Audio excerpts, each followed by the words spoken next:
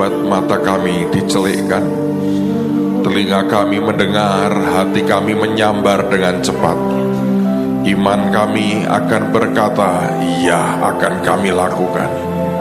Tuhan, hamba berdoa, beri anugerah setiap kami bisa mengerti akan hati-Mu dan tahu apa yang sedang kami hadapi, dan sebagai umat kami bertindak dalam anugerah Tuhan. Terima kasih Tuhan, Engkau Tuhan yang luar biasa, Engkau Tuhan yang sangat ajaib, Engkau Tuhan yang tidak akan pernah meninggalkan kami, Engkau Tuhan yang menjagai bangsa ini, Engkau Tuhan yang rencana-Mu sempurna atas kehidupan kami. Terima kasih Tuhan, kami bersyukur, terus bicara Tuhan, berkati kami malam hari ini, ubah hati kami, buat kami sungguh-sungguh bisa berdiri buat bangsa kami. Kemuliaan hanya bagi Yesus di tempat yang maha tinggi. Di dalam nama Tuhan Yesus, semua kita yang siap diberkati dan terima firman-Nya berkata, amin. Silakan duduk dalam hadirat Tuhan. Shalom. Saudara, minggu lalu merupakan salah satu hari yang paling tidak mudah dalam hidup saya.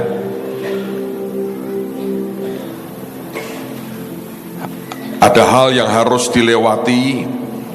Mungkin sebagian Anda sudah mendengar, sebagian belum. Tapi sejujurnya, sekian puluh tahun mengabdikan hidup ke Tuhan, salah satu menurut saya pengalaman yang menurut saya ajaib harus dilewati adalah peristiwa minggu yang lalu. Saudara, pada hari itu, hari Selasa, saya ada pelayanan di Makassar. Saya harus mengisi retreat hamba-hamba Tuhan. Saya harus bicara 4 session, dan malamnya saya bicara di satu gereja di kota Makassar. Dan selesai khotbah langsung lari ke airport, kembali ke Jakarta, bermalam hanya beberapa jam di Jakarta, kemudian Jumat atau Kamis pagi-pagi harus terbang ke Palangkaraya dengan 6 hamba Tuhan, dan kami buat doa peperangan rohani seharian sampai kemudian selesai dan kembali ke Semarang. Apa yang sebetulnya terjadi, saudara? Pada waktu itu kami berdoa di Bandung bulan yang lalu, dan Tuhan itu memberikan sebuah pesan buat bangsa. Nanti saya akan cerita. Nah, dari apa yang Tuhan itu katakan, Dia berkata, nak, kalau kalian tidak ingin melihat bangsa ini hancur dan terpecah belah dan mengerikan sekali, kamu harus berbuat sesuatu, harus bertindak. Nanti saya akan sebutkan hal-hal yang kemudian hari-hari ini Tuhan perintahkan kita untuk melakukannya. Saya akan mencoba menjelaskan sesimpel mungkin dan tidak terlalu rumit.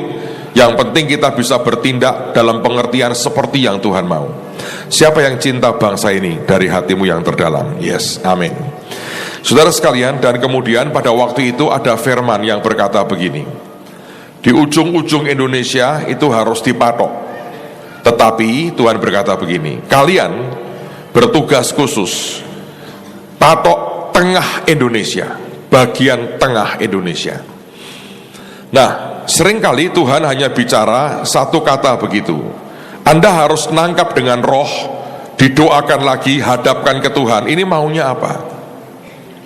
Pada waktu kita mendengar kata tengah Indonesia, lalu kemudian timbul pertanyaan, tengah dalam pengertian apa?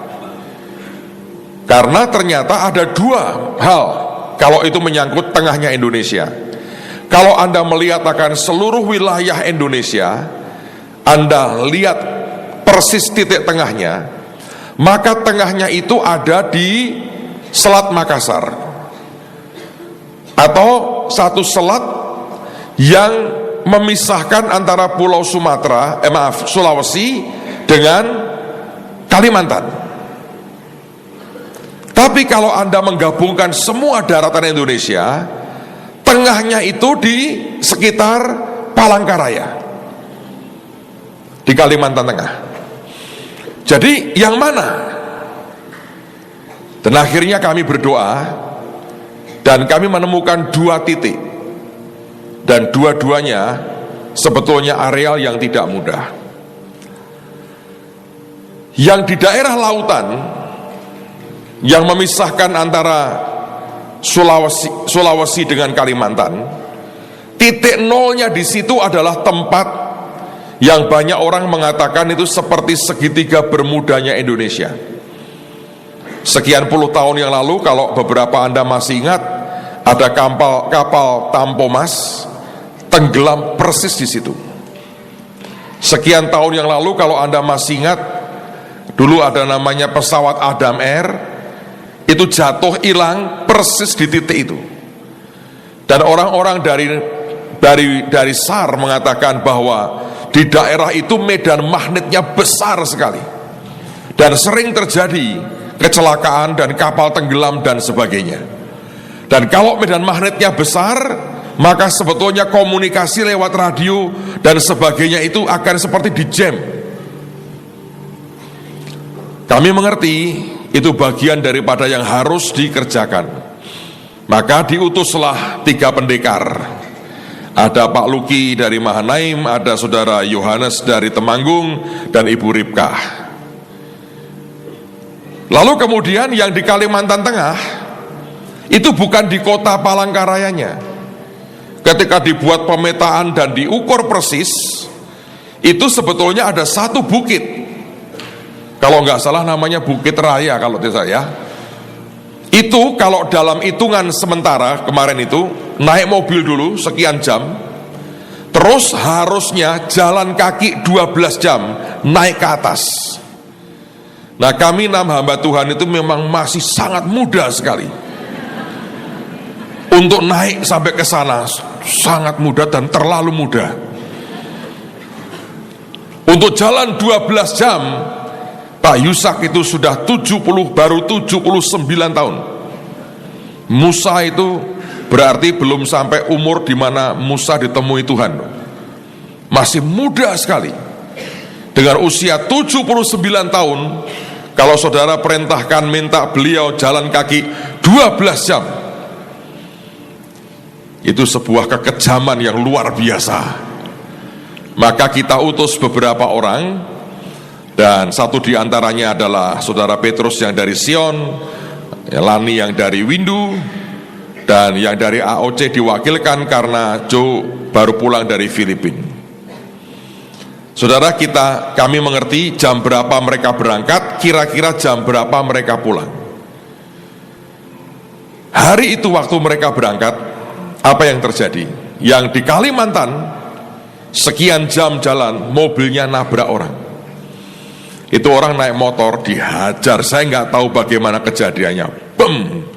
Yang naik mobil lihat itu salto orangnya, sampai jatuh dengan cukup keras. Mata sudah kebalik, sudah kejang. Mobilnya di depan rusak cukup parah. Itu kalau enggak anak-anak nekat keluar diteriakin, jangan mati, hidup, jangan mau mati, jangan mati, hidup, mau hidup. Kaget saudara. Mungkin rohnya sudah mau keluar, kaget lagi masuk. Hidup loh. Saya kenal satu couple. Waktu orang Surabaya, waktu kami ke Israel terakhir itu, sebetulnya suaminya sudah mati.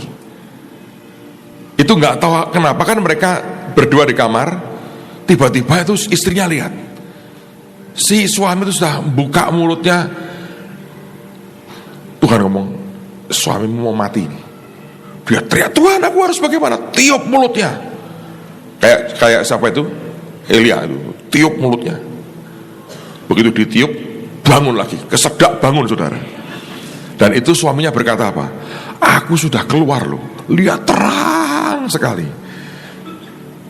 Makanya kalau saudara itu jadi penjaga suami, lakukan tugas dengan baik. Loh kok gitu Pak? Istri kan penolong. Kalau suami, ditolong yang baik-baik saudara. Jangan banyak tingkah. Kembali ya, itu jatuh ya, diteriakin, berhenti sebentar, diurus segala sesuatunya, jalan lagi, sudah gak terhambat sih. Dan sejak peristiwa kecelakaan itu, mereka kirim gambar mobil yang ringsek, berhenti, nggak ada kabar. Di kontak, di telepon nggak bisa, diapain nggak bisa. Kenapa ya? Masih sebuah pertanyaan.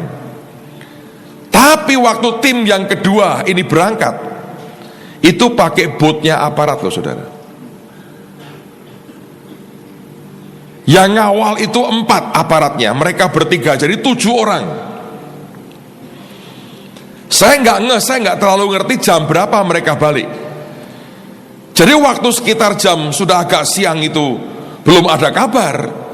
Beberapa orang kontak saya, Pak, ini harusnya sudah balik, kok belum balik? Saya bilang coba kontak pelabuhannya. Komandannya diberitahu ngomong, biasa itu, nggak apa-apa. Loh Pak, nggak dicari? Besok-besok aja lah. Bayangin.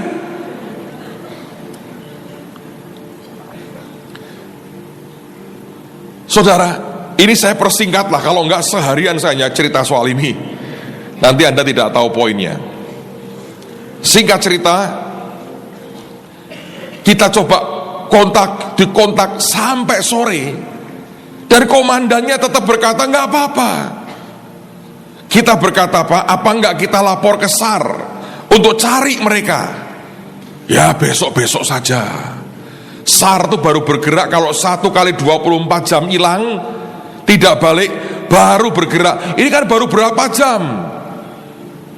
Masalahnya sudah mulai gelap. Saya pulang dari ngisi retreat, saudara, di luar, agak sedikit luar kota. Sampai saat itu saya tunggu di kontak segala macam cara, gak ada kabar. Dan akhirnya komandannya berkata, besok subuh kita cari. Dan saya membayangkan, saudara, itu dalam keadaan di tengah laut gelap gulita, dan ternyata ombaknya besar. Itu kapal kayak dikatakan dibanting-banting. Kalau Anda mau tahu detail ceritanya, habis ini interview sendiri orangnya di sebelah saya ini. Terus terang, kami semua giliran berdoa. Saya semalam tiap jam bangun, saya bilang, Tuhan, apa ini? Dan kemudian saya diberitahu teman saya, Pak, tahu nggak, Bu Ripkah itu sebelum berangkat ada teman yang mimpi. Mimpi apa? Pamitan dia. Dia bilang, aku pergi dulu ya. Nah, bayangin saudara, otak orang Indonesia kalau ada mimpi begitu tuh arahnya ngapain? Ayo, apa coba? Anda mendahului Tuhan loh itu sebetulnya. Tapi hari ini segar bugar di tengah-tengah kita, amen. Tahu nggak artinya apa? Kalau Tuhan itu menyatakan sesuatu, belum tentu bahwa itu final. Itu masih bisa dipergumulkan, didoakan, diperangi, bahkan dibatalkan. Dalam alam roh memang seperti itu. Saudara, malam itu lewat jam 5 pagi saya cek, sudah berangkat belum? Yang nyari belum. Jam 8 pagi baru mulai berangkat, pakai kapal lebih kecil dengan mesin cuma 2. Kata saya bilang, ini mabok bener dah. Yang dicari mesin 3, yang nyari mesin 2. Hanya hebatnya katanya kita bawa tukang dari bengkel. Ternyata persoalannya bukan mesinnya, bensinnya habis, saudara. Sebab korupsi. Harusnya dibelikan berapa, hanya dibelikan berapa.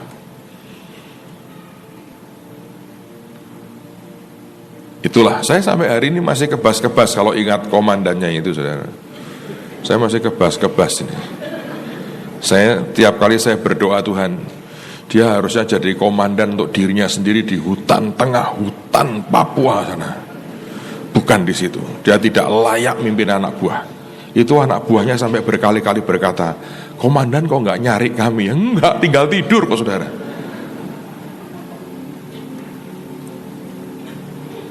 Yang membuat saya tegang, satu, cerita mimpi itu.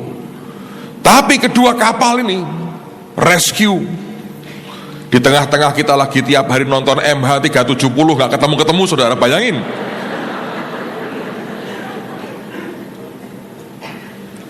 Ini kapal berangkat, jam 9 balik. Dipikir ketemu, enggak. Loh kok pulang, kenapa?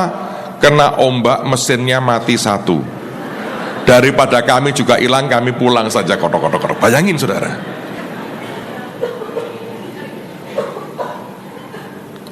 Lalu kita coba kontak, mau coba sewa helikopter. Sudah deal, sejam minta sekian belas juta. Tapi pilotnya berkata, Pak, ini pagi saya antar dulu Pak Gubernur, peninjauan di daerah, selesai saya jemput Bapak, kita cari di titik koordinat yang ditetapkan. Kira-kira sudah tengah hari lewat, nggak ada kabar. Mendadak kaptennya SMS, maaf Pak, kami kena badai ini. Jadi saya berteduh di pegunungan. Ini gelap gulita, nggak tahu berapa jam ini badai akan lewat. Dan dia mengatakan, menurut perhitungan saya Pak, besok pagi kita baru bisa mulai cari. Berarti akan 2 malam. Saya bilang ini 2, dicoba mental, nggak bisa. Yang ketiga dari SAR, oh kami punya kapal, mesin gede, siap diberangkatkan. Tunggu, nggak ada diberangkatkan. Saya tanya kenapa? Maaf, bensinnya habis. Kami harus beli bensin, ambil dari satu kota, 4 jam perjalanan. Dan hitungan saya kalau dikirim pada waktu tengah hari itu, dia nyampe di kota itu sudah kira-kira menjelang sore. Tidak mungkin berangkat juga. Makanya mereka berkata, ya Pak, paling cepat besok pagi dicari. 1 hari sia-sia. Setiap kali kami berdoa, kami diyakinkan Tuhan, oke. Tapi bayang, ini penderitaan loh. Kita nggak ngerti bahwa air cukup tidak, makanan cukup tidak, apa yang terjadi. Dan dalam kenyataan memang saudara, waktu malam itu kapal ini terapung-apung, terseret arus sampai sekian puluh mil dari titik koordinatnya. Dan akhirnya segala yang bisa kita tabrak. Singkat cerita saudara, sampai dari pangkalan angkatan udara di Makassar tuh F-16 diterbangkan. Itu kalau enggak orang penting enggak mungkin F-16. No.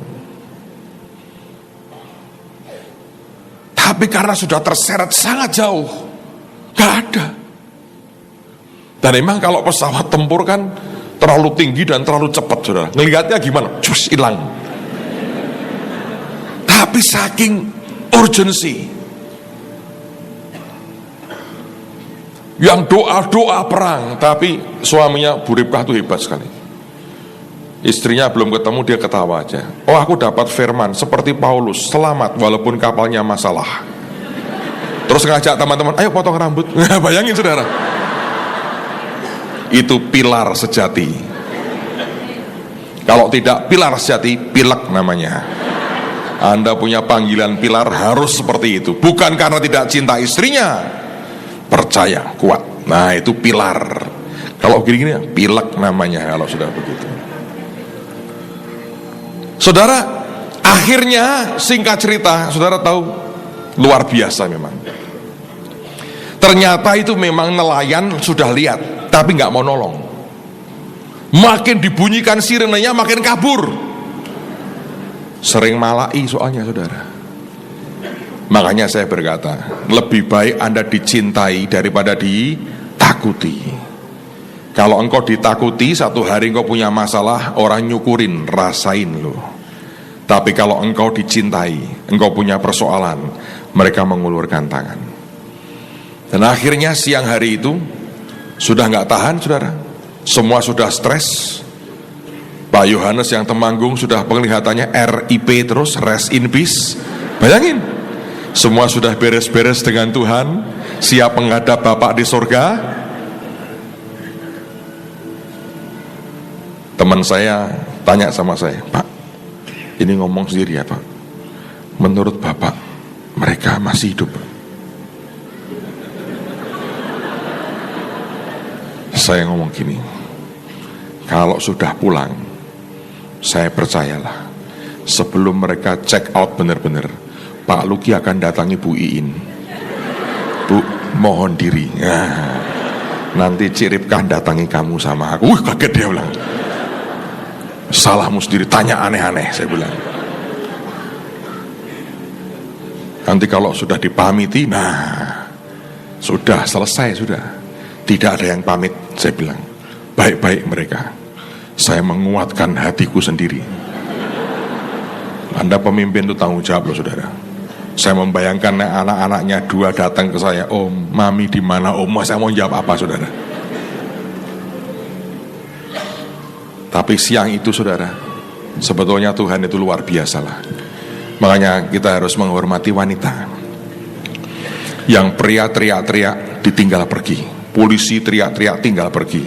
Akhirnya Bu Ripkah berdiri teriak-teriak, saya wanita, saya wanita. Oh, lalu datanglah nelayan karena dengar saya wanita. Siapa yang bangga jadi wanita, angkat tangan. Loh, kok ada pria ikut angkat tangan tuh gimana sih? Bertobat ya saudara ya.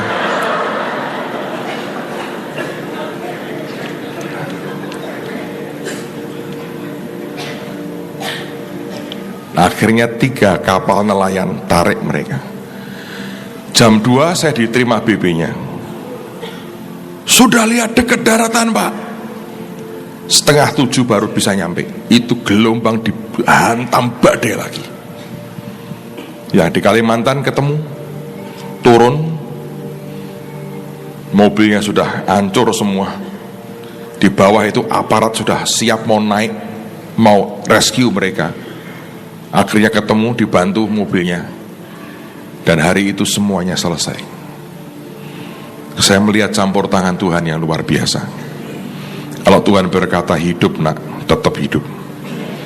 Makanya kita harus berdoa, Tuhan, biar aku selesaikan tugasku sampai garis akhir. Tidak ada yang bisa menghentikan kita. Pertanyaannya adalah orang berkata begini, Pak, untuk apa? Sampai mempertaruhkan nyawa seperti itu tuh untuk apa?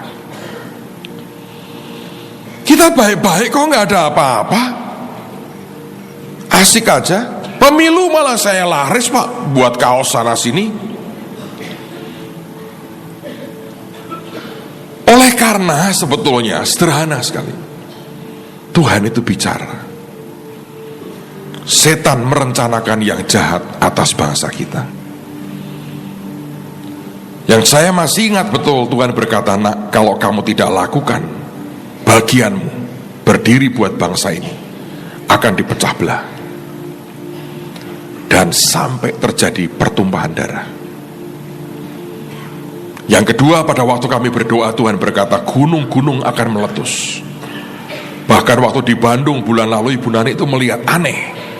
Air itu bisa warnanya begitu merah, seperti ada laharnya dan apinya. Ternyata baru diketahui ada gunung berapi di bawah lautan kita loh, yang gede sekali. Itu satu sisi kita doa. Tapi beberapa hari yang lalu saya ketemu dengan satu anak Tuhan yang cerita tentang pengalaman dari temannya. Dia berkata, Pak, teman saya ini dulunya anti dengan agama Kristen, anti dengan Yesus. 10 tahun lalu dia ketemu dengan Yesus dan dia bertobat, lahir baru. Sejak itu dia sering diberi mimpi. Dan mimpi yang dia dapatkan itu bukan mimpi yang hanya merupakan bayangan atau gambaran, tapi seperti nonton film. Dan sebelum terjadi, dia berkali-kali diberi mimpi. Dan kemarin waktu cerita sempat diceritakan 2 hal misalnya. Yang pertama peristiwa tsunami. Itu berkali-kali dia mimpi air itu naik tinggi sekali, menghajar daratan dan banyak orang mati. Dia bingung, apa itu? Menurut saya mungkin karena tidak ada orang yang memberitahu bahwa itu sebetulnya bisa diperangi dan dicegah. Akhirnya mimpi dibiarkan dan tsunami terjadi, korbannya begitu banyak. Tapi yang kedua yang diceritakan ke saya adalah lumpur di Sidoarjo, Jawa Timur itu, Lapindo itu. Itu 1 hari sebelum terjadi, dia lihat dari bawah itu keluar lumpur seperti magma gunung berapi itu, dengan gas. Dan makin lama makin banyak sampai daratan itu dikuasai semua. Dan hari berikutnya terjadi peristiwa lumpur lapindo di Sidoarjo. Tetapi hari-hari ini dia berkata, aku diberi mimpi Tuhan berkali-kali, dua hal yang bakal terjadi. Karena itu saudara, saya tidak ingin menakut-nakuti saudara, tapi Anda tinggal di Jakarta. Satu, besok saya mau ajak Anda perjamuan. Rabu, saya mau mengurapi Anda satu persatu. Tapi, kerjakan bagianmu. Berdiri buat bangsa ini dan kota ini. Kenapa? Dia, orang yang sama mimpi, gunung berapi meletus. Kita ini tinggal di rings of fire, cincin berapi. Dan salah satu yang akan meletus, dia lihat itu, anak Krakatau. Kalau anak Krakatau meletus, dia bilang bahkan itu nanti sebagian pulau Jawa tergerus masuk ke laut, saudara. Dan itu adalah tetanggamu loh. Saya tinggal di Semarang loh. Tidak berarti saya tidak tanggung jawab. Kalau pas saya di Jakarta kan sama aja.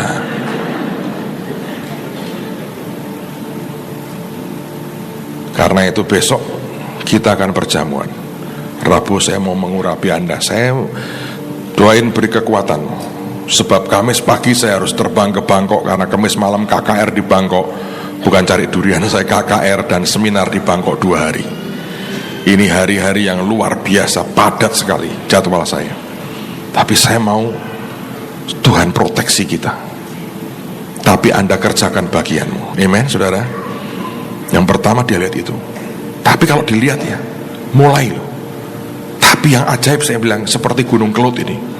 Begitu dengar begitu, kita sudah patok banyak gunung. Meletus saudara. Tapi korban hampir nggak ada. Dibandingkan dulu yang Merapi, ini jauh lebih berkurang. Ledakannya lebih mengerikan.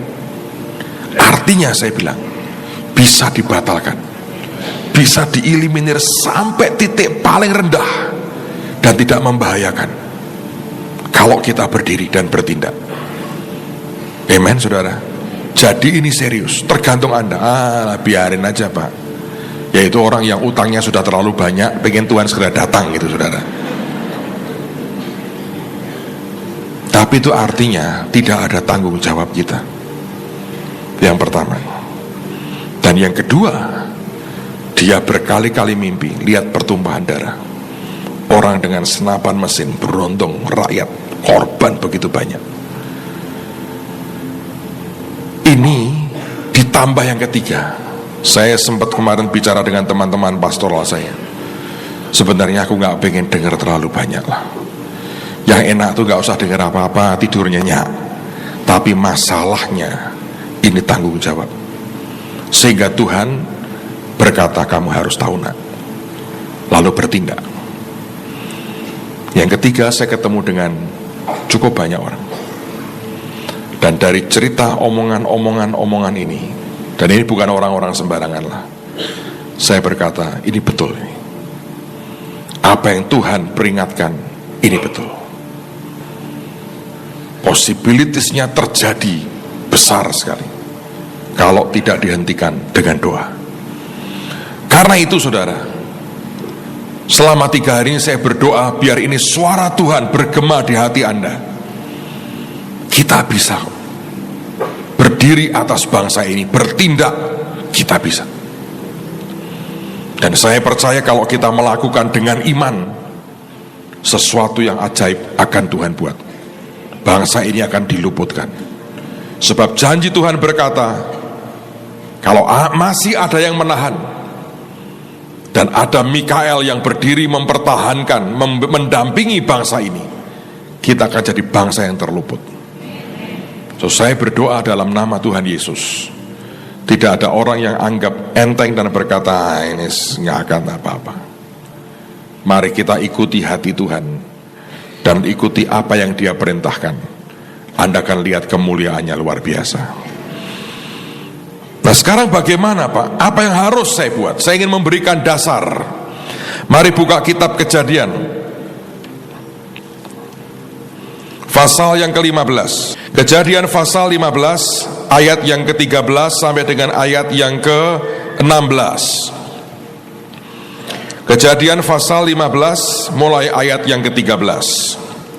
Nanti Rabu saya mau bagi sesuatu yang menarik. Di Semarang saya bagi buah delima dan lonceng dari emas. Itu adalah bagian yang dipakai oleh imam besar Harun. Nanti kalau dibagi, biar itu merupakan sebuah peringatan buat kita apa yang harus kita lakukan dalam hari-hari ini. Siapa yang ingin melihat kota ini diselamatkan dan tidak tertimpa bencana? Ya, Anda mesti berdoa. Saya juga. Amen, saudara. Oh Pak, saya dari Manado datang ke sini. Kalau pas meletus Anda lagi di Banten, kita harus berdoa. Kita ini satu bangsa. Tidak ada daerah mana, kita Indonesia. Amen. Lihat dulu Kejadian pasal yang ke-15 ayat yang ke-13. Firman Tuhan kepada Abram, ketahuilah dengan sesungguhnya bahwa keturunanmu akan menjadi orang asing dalam suatu negeri yang bukan kepunyaan mereka, dan bahwa mereka akan diperbudak dan dianiaya 400 tahun lamanya.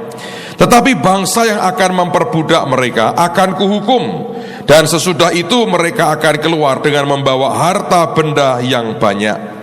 Tetapi engkau akan pergi kepada nenek moyangmu dengan sejahtera. Engkau akan dikuburkan pada waktu telah putih rambutmu.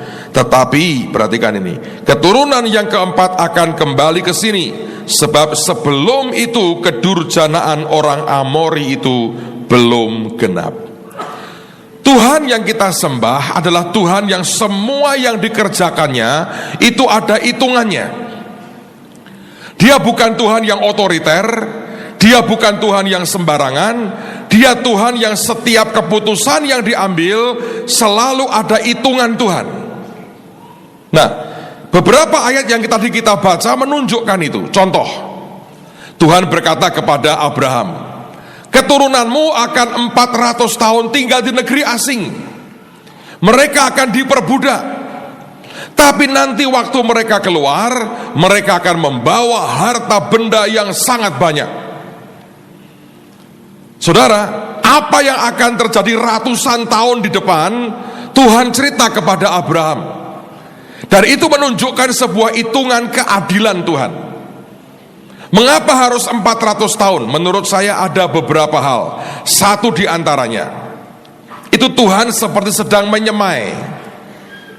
Tidak ada bangsa di dunia ini yang sengaja disemai Tuhan seperti Israel. Indonesia ini campuran dari berbagai bangsa. Ada orang lokal, ada orang-orang dari berbagai daerah di Asia yang kemudian menetap di sini berabad-abad, saling kawin, kemudian nyampur, muncullah suku-suku itu. Tapi sebetulnya sejarah di belakangnya campuran. Tapi Israel beda. 12 keturunan Yakub dipindah Tuhan ke Mesir. Dan harus 400 tahun diantaranya sampai jumlahnya untuk menjadi suatu bangsa cukup. Tapi kemudian dikatakan juga mereka diperbudak. Orang berkata, Pak, kalau itu bangsa pilihan kenapa dibiarkan diperbudak? Ya sebetulnya memang diperbudak, tetapi sebetulnya bukan diperbudak. Kalau diperbudak kan artinya nggak dibayar. Ini bayarannya dikumpulin terakhir. Ngerti gak? Mereka pulang itu membawa harta benda yang banyak. Itu gaji mereka ratusan tahun itu loh saudara. Dibawa sekalian. Tuhan itu adil. Nah, kemudian Tuhan berkata kepada Abraham, nanti setelah itu baru aku pindahkan mereka ke sini, tanah perjanjian. Kenapa gak sekarang Tuhan? Kenapa harus 400 tahun? Inilah keadilan Tuhan. Untuk Tuhan menghapus satu bangsa, maka itu takaran dosa mereka, kedurjanaan mereka harus genap. Saya lagi buat cawan emas seperti ini saudara. Nanti saya akan bagilah pada waktunya buat saudara. Ini belum jadi saudara, jadi masih sampelnya. Keren sekali. Saya mau berkata bahwa setiap segala sesuatu itu ada ukurannya. Anda boleh baca di Alkitab, saya bisa jelaskan panjang lebar, tapi mengingat waktu saya hanya cerita soal yang satu ini. Bahwa semua ada takarannya seperti ini, ada cawan emas, ada takarannya. Kalau itu dosa, ada takarannya. Kalau dosa yang hukumannya tertentu, takarannya seberapa. Tapi kalau itu hukumannya menghapus seluruh bangsa itu, maka takarannya itu harus penuh. Itu keadilan Tuhan. Pak lah, kalau sebelum penuh dia bertobat, ya hilang. Itulah hebatnya pertobatan. Tapi kalau dibiarkan, maka terus naik itu. Timbunan dosanya makin lama makin naik. Di sebuah titik tertentu dia punya tabel. Yes, ini hukumannya dihapus. Maka supaya kedurjanaan orang Amori itu genap, dan harus genap, Israel nggak bisa masuk Kanaan dulu, nunggu, dan itu butuh kira-kira 400 tahun. Saudara, kalau satu bangsa terima hukuman Tuhan, butuh sebuah takaran seperti ini. Maka untuk satu bangsa pula terima pengampunan Tuhan, mereka juga harus ada takaran-takaran tertentu yang kita harus genapi. Nangkep saudara ya? Nah, apa Pak yang kita harus genapi? Saya mau tanya lagi, siapa yang ingin bangsa kita terluput dari semua bencana? Ini ada cawan-cawan tertentu yang kita harus genapi. Cawan apa Pak? Saya beri istilah sendiri ini. Ada 3 cawan yang saya mau bagi buat saudara.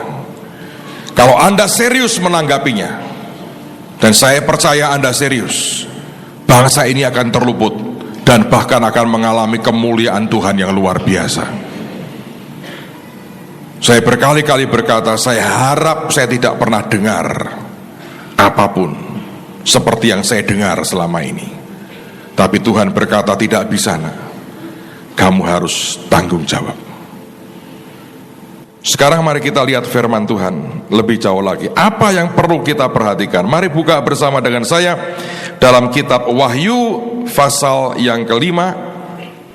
Wahyu pasal yang kelima ayat yang ke-8. Wahyu pasal 5 ayat yang ke-8. Ketika ia mengambil gulungan kitab itu, tersungkurlah keempat makhluk dan ke-24 tua-tua itu di hadapan anak domba itu. Masing-masing memegang 1 kecapi dan 1 cawan emas penuh dengan kemenyan. Itulah doa orang-orang kudus. Jadi ada cawan emas yang penuh dengan kemenyan, itu merupakan doa. Maka sebetulnya cawan pertama yang kita harus penuhi adalah cawan doa. Saudara, untuk kebutuhan pribadimu sebetulnya sama. Anda butuh apapun, kau datang ke Tuhan, maka akan ada cawan yang harus engkau penuhi, yaitu cawan doa. Banyak orang berkata, Pak, saya sudah berdoa. Berapa kali? Sekali. Ya, baru setetes cawan doanya isinya. Apalagi kita berdoa minta perubahan nasib bangsa. Semua kita harus bergerak. Doa sungguh-sungguh, bukan kampanye. Kita mengkampanyekan Yesus saja, tapi kita berdoa buat bangsa. Amen saudara. Sekarang mari kita lihat lebih jauh di Wahyu, kitab Wahyu yang sama. Lihat pada pasal yang ke-8 sekarang. Mulai ayat yang ke-5. Wahyu pasal 8 ayat yang pertama. Dan ketika anak domba itu membuka meterai yang ke-7, maka sunyi senyaplah di surga, kira-kira setengah jam lamanya. Lalu aku melihat ke-7 malaikat yang berdiri di hadapan Allah, dan kepada mereka diberikan 7 sangkakala. Maka datanglah seorang malaikat lain dan ia pergi berdiri dekat mezbah dengan sebuah pedupaan emas, dan kepadanya diberikan banyak kemenyan untuk dipersembahkannya bersama-sama dengan doa semua orang kudus di atas mezbah emas di hadapan tahta itu. Maka naiklah asap kemenyan bersama-sama dengan doa orang-orang kudus itu dari tangan malaikat itu ke hadapan Allah. Lalu malaikat itu mengambil pedupaan itu, mengisinya dengan api dari mezbah dan melemparkannya ke bumi. Maka meledaklah bunyi guruh disertai halilintar dan gempa bumi. Semua doa yang naik di hadapan Tuhan, menurut saya doa itu pertama-tama harus memenuhi sebuah cawan yang ditetapkan Tuhan. Dan pada waktunya itu akan naik di hadapan Tuhan, dan begitu itu naik, itu akan ditumpahkan ke bumi bersama dengan api dari mezbah Tuhan. Dan saya percaya itulah guruh kegerakan jawaban doa yang luar biasa yang Tuhan berikan dalam kehidupan kita. Sekali lagi saudara sekalian, tidak ada pilihan menurut saya kecuali sembahyang, berdoa buat bangsa. Jangan pernah Anda mengabaikan dan melupakan, karena itu nanti mempengaruhi juga cawan doa pribadimu masing-masing. Loh Pak, saya kan bukan berdoa untuk kebutuhan ini saya. Yes, tapi dengan Anda mendoakan bangsa, tiba-tiba cawan doa untuk pribadimu akan Tuhan berikan sendiri. Carilah dulu kerajaan Allah dan kebenarannya, maka semuanya akan ditambahkan padamu. Nanti cawan doa pribadimu tahu-tahu penuh sendiri. Karena Tuhan berkata, engkau mencintai bangsamu, engkau tidak ingin melihat banyak orang binasa.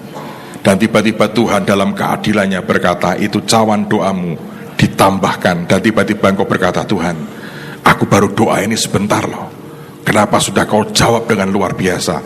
Sebab ada cawan yang penting yang kau isi dengan doa-doamu, lebih daripada cawan pribadimu.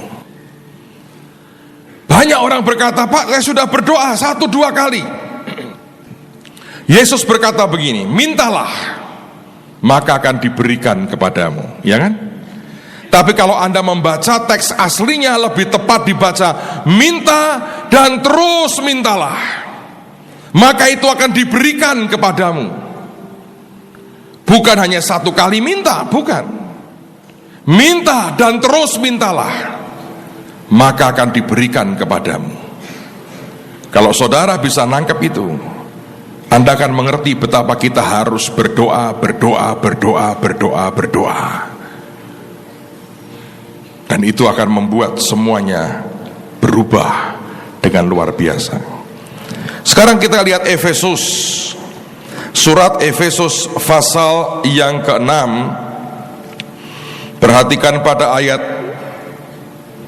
Efesus pasal yang ke-6.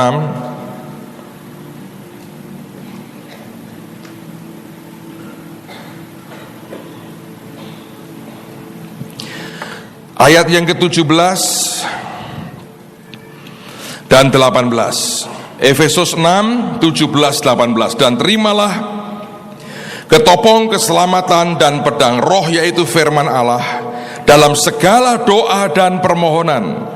Berdoalah setiap waktu di dalam roh, dan berjaga-jagalah di dalam doamu itu dengan permohonan yang tak putus-putusnya untuk segala orang kudus. Kita diajar berdoa setiap waktu dalam roh. Kita diajar menaikkan permohonan yang tak putus-putusnya. Ada orang berkata, Pak, kan cukup sekali Tuhan itu mendengar doa kita. Yes, tapi masalahnya ada cawan yang Anda harus isi. Di dalam keadilan Tuhan semua ada hitungannya. Kalau engkau berkata, buat apa berdoa, Tuhan Maha tahu, ya, tapi dalam keadilannya semua ada hitungannya. Kalau ini tidak engkau penuhi, tidak akan terjadi apapun dalam kehidupan kita. Ketekunan Anda dan saya, kesetiaan untuk mengerjakannya akan membuat semuanya berubah dengan luar biasa. Amin, saudara. So yang pertama, Anda harus penuhi cawan doa. Cawan yang kedua, saya menggunakan istilah cawan deklarasi kita. Mengapa harus deklarasi? Mari kita buka firman Tuhan di kitab Wahyu sekarang.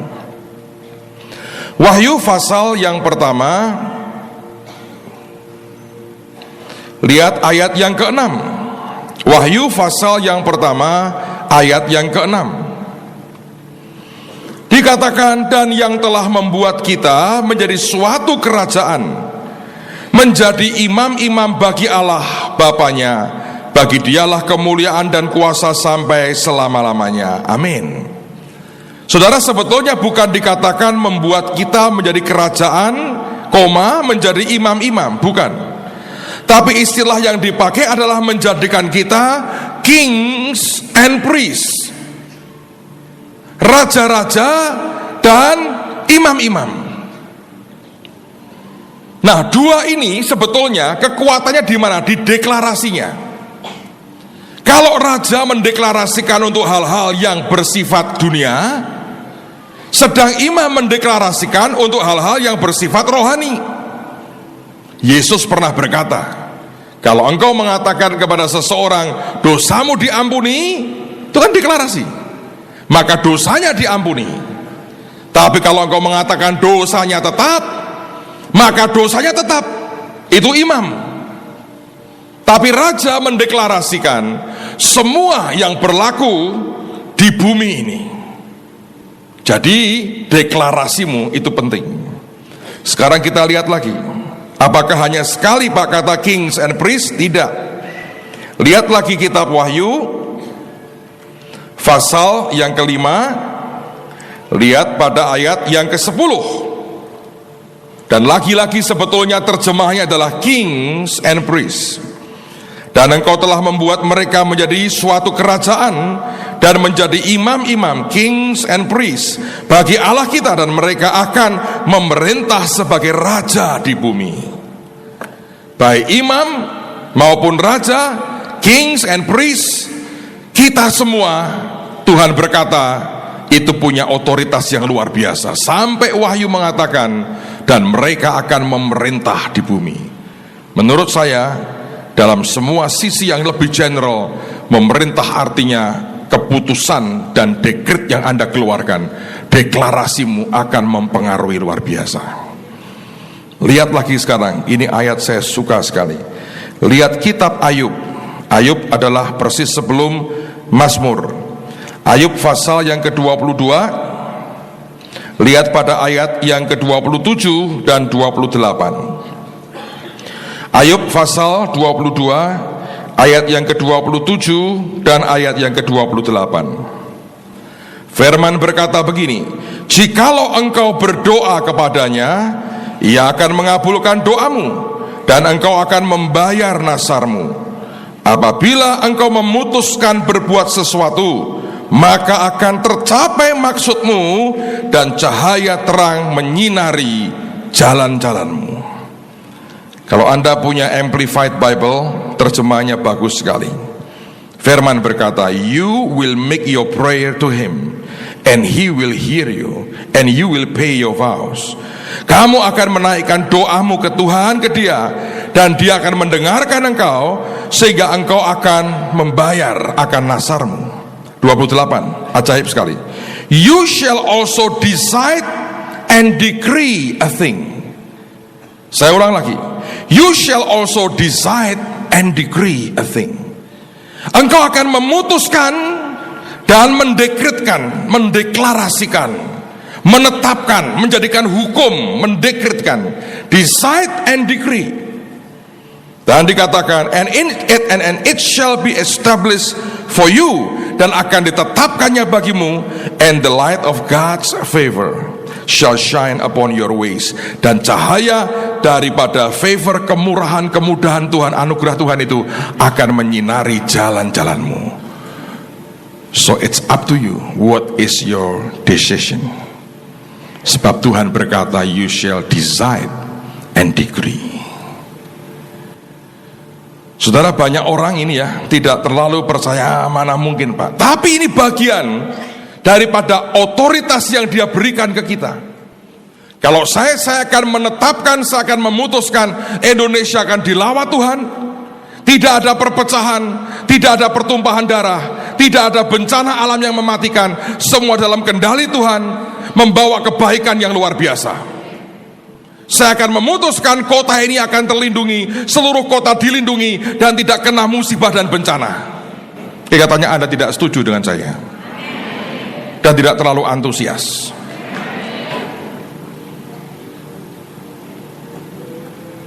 Apa keputusanmu? Hari ini Anda punya sebuah pergumulan pribadi. Apa keputusanmu? Apakah engkau akan berkata, saya akan hancur dan tidak akan bangkit lagi? Atau engkau berkata, ini sebuah batu loncatan buat aku naik ke next level? Yang mana? Firman berkata, you decide. Dan Tuhan berkata, dan buat sebuah dekret. Saudara, sekitar tahun 50-an Bung Karno pernah membuat dekret. Undang-undang kita dirubah berkali-kali oleh MPR pada waktu itu. Dan tiba-tiba dia berkata, dia keluarkan dekret presiden. Dan dia berkata, kembali ke Undang-Undang Dasar 45. Dengan dekret itu balik semua.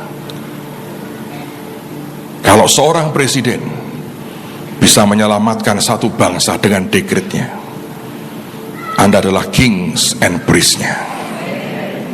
Tapi kalau kita hanya membiarkan setan merusak semua dan Anda diamkan, tanggung jawabnya di saudara loh. Saya mau memutuskan bangsa ini terluput, sebab bangsa ini dicintai oleh Tuhan dan Indonesia akan dilawat Tuhan.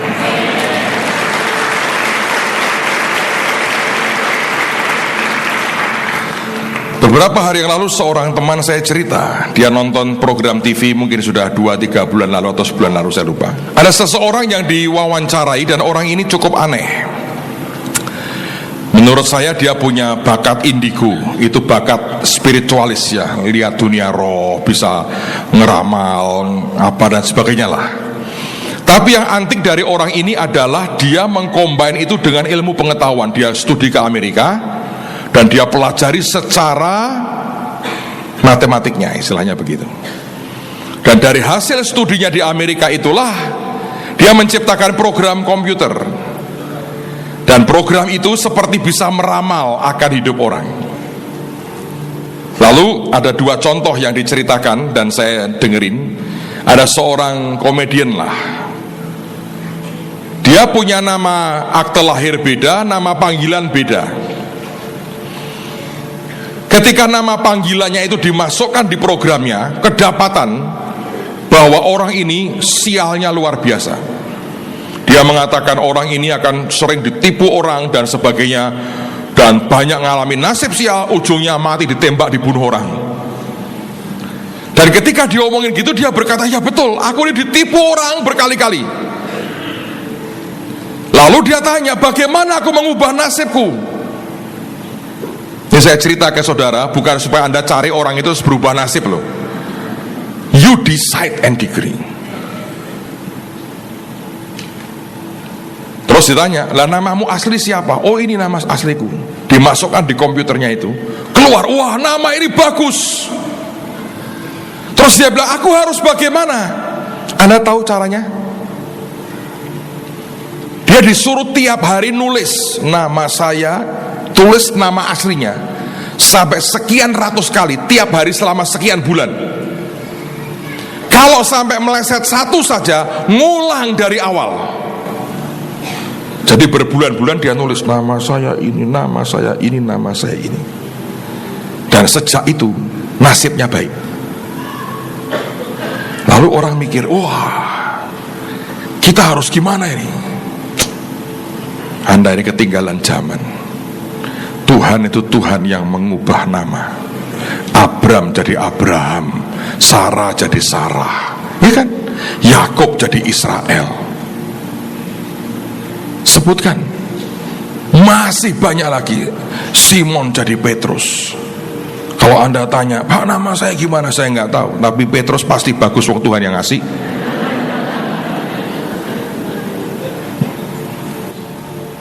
kalau Anda lihat budaya orang di Jawa saja, sama loh.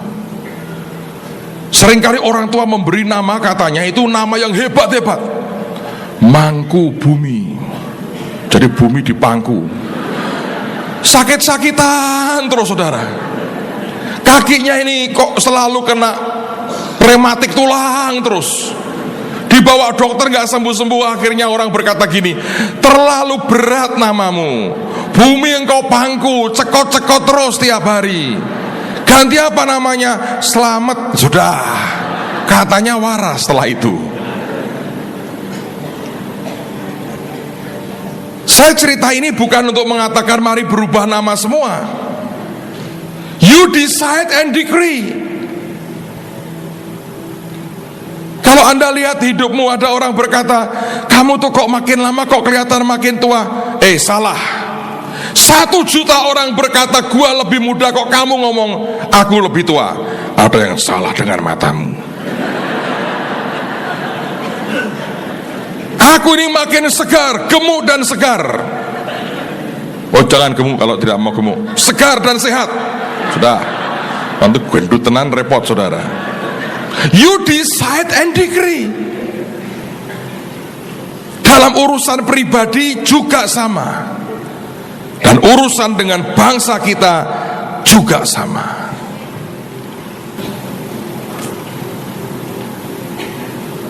Kita ada ini enggak?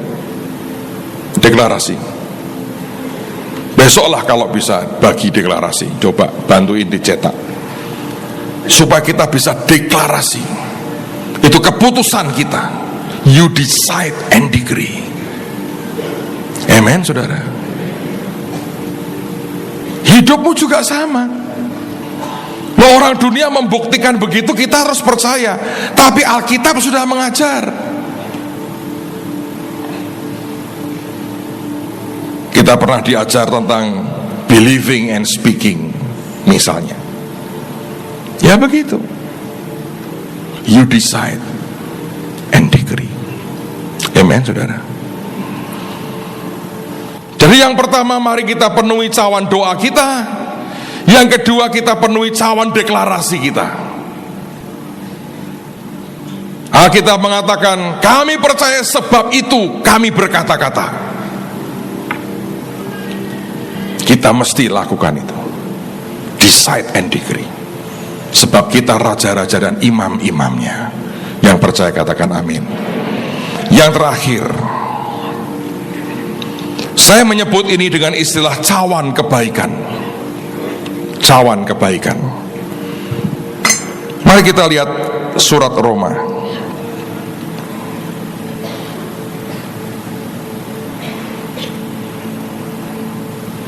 Roma pasal yang ke-12.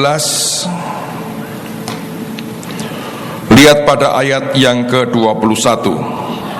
Roma 12 ayat yang ke-21.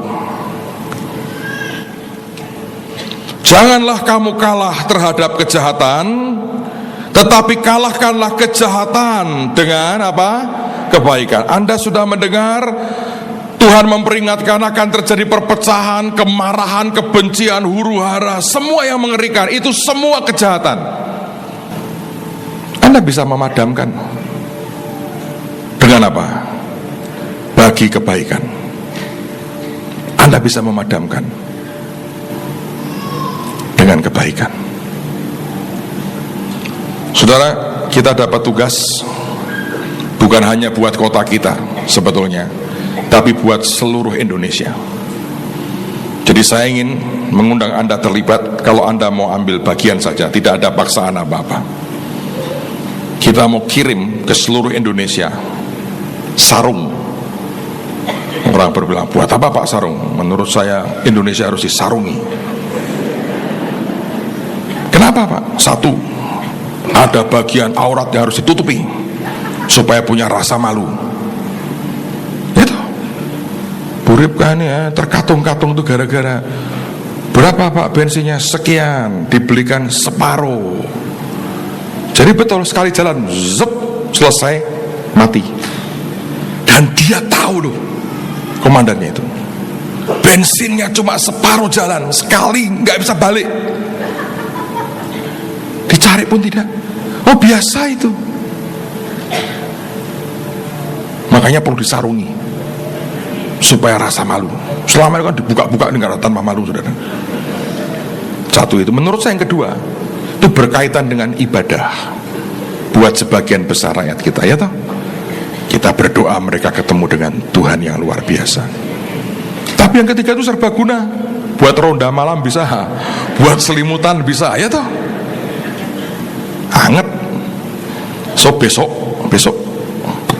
kalau saudara mau, Anda punya sarung, jangan yang lama yang sudah bau ompol, anakmu, cucumu kamu kasih, beli yang barulah. Seberapa aja Anda mau. Tolong tumpuk di sini ya. Tidak usah persembahan kok, bawa ini kan masukin sarung berat, tumpuk aja di sini. Nanti kita kumpulkan. Saya mau sebar ke seluruh Indonesia. Teman-teman yang di Jakarta, Anda juga lihat kampung Anda, kelurahan saudara, buat sesuatu kebaikan untuk orang sekitarmu. Tiap kali taburi kebaikan. Pergi kerja, Anda bisa beli nasi bungkus satu aja. Cari sambil berdoa, Tuhan, siapa yang aku berkati hari ini. Ketemu orang susah, taburi kebaikan. Jakarta kita taburi dengan kebaikan. Dengan apapun yang Anda bisa. Indonesia kita taburi dengan kebaikan. Saudara harus tahu, 80% lebih katanya uang Indonesia di Jakarta. Hasil kerja orang se-Indonesia ditarik ke Jakarta semua. Sarung apa hebatnya sih dengan duit mereka ke sini semua. Makanya banyak orang terus ngejar duitnya, pindah di sini. Tapi saya mau berkata buat saudara, ayo berkati, kalahkanlah kejahatan dengan kebaikan. Simpel kan? Sarung aja saudara. Nah, saya kasih ini helm sekali, nggak usah. Helm Anda bagi sendiri, susah baginya. Sarung aja. Nanti kami sebar ke seluruh Indonesia. Anda boleh juga sentuh daerah masing-masing, kota, apapun yang bisa. Tebari dengan kebaikan. Amen saudara. Paulus yang sama berkata, hendaklah kebaikan hatimu diketahui oleh semua orang. Tuhan sudah dekat. Kerjakan tiga itu. Ada cawan doa, ada cawan deklarasi, ada cawan kebaikan. Besok kita akan perjamuan kudus, tubuh dan darah Kristus. Rabu saya ingin mengurapi Anda, mintakan proteksi Tuhan khusus buat hidupmu, dan blessing Tuhan buat kehidupan kita. Anda harus tahu, setiap ada goncangan, itu saatnya dimana kekayaan orang fasik digeser ke kita. Setiap ada persoalan, kita harus melihat sebuah kesempatan buat Tuhan memberkati hidup kita. Yang percaya katakan amin. Mari berdiri sama-sama. Dan dalam nama Tuhan Yesus, Shalom Tuhan turun atas bangsa kami. Dari yang di kota sampai yang di pelosok-pelosok, kami putuskan dan deklarasikan Shalom Tuhan turun. Dalam nama Tuhan Yesus, sesuai dengan mandat dan pernyataan-Mu Tuhan, Shalom atas Indonesia. Semua benih keributan, benih kebakaran, benih kerusakan, mati dalam nama Yesus. Muncul benih kebenaran, muncul benih kebenaran, tumbuh dan berbuah, jadi besar, dan menudungi seluruh Indonesia. Setan, kau dengar, belum waktunya, belum waktunya. Tidak boleh terjadi, tidak boleh terjadi. Yes Lord. Dan mulai hari ini Tuhan, jagai anak-anak-Mu. Besok siapkan kami buat perjamuan. Beri pengertian apa artinya kami masuk di dalam Engkau, bersekutu dengan tubuh dan darah-Mu, supaya semua yang Tuhan rencanakan jadi atas hidup kami. Proteksi-Mu ajaib bagi anak-anak-Mu.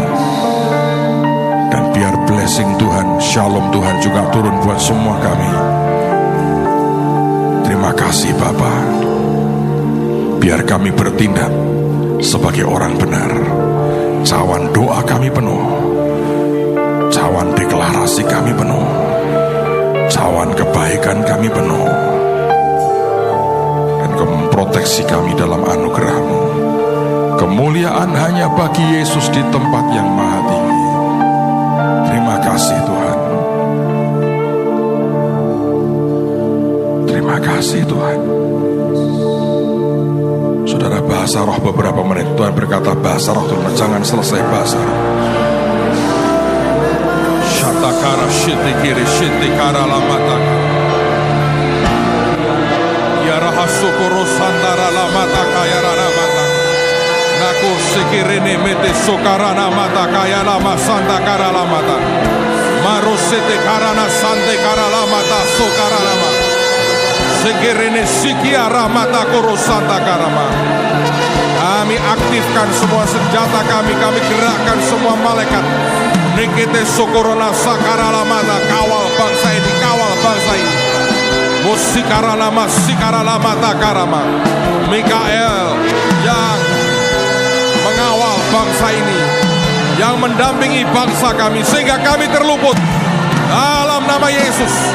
Sekarang nama sota, tudung Tuhan atas kami, tudung Tuhan atas Indonesia, tudung Tuhan atas keluarga, properti, gereja, persekutuan, pelayanan kami. Semua anak-anak Tuhan ada dalam tudung Tuhan yang ajaib. Shatakara sokorona santakara lamata korebete, neresikare namo sikara lamato kara lamasa. Manta karolo sekerene mete korosika ya rama sata karana mosikarana masorolo sikarala mata kalala mato ora sikerele sikarala bo ora sakarala mata mete ke sikerene masanta karala mata korolo santa karala oro sikarala mata sikerena ta karala ma Yara sekerena takara la mata korolo santa kara la mata korolo sigarala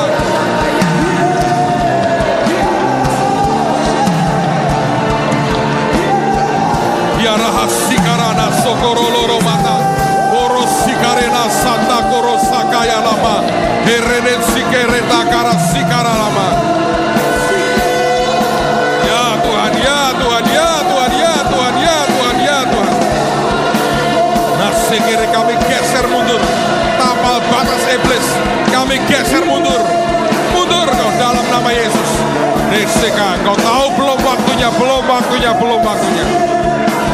Urus sakara nama sikarama. Ini generasi yang mengalami pengangkatan Tuhan. Nyingkir kau setan, nyingkir dalam nama Yesus. Syakara sikara nama tak kasih. Sikarana masata karalama sanarama sakarama. Terima kasih Tuhan. Jadi dalam nama Yesus dan termeterai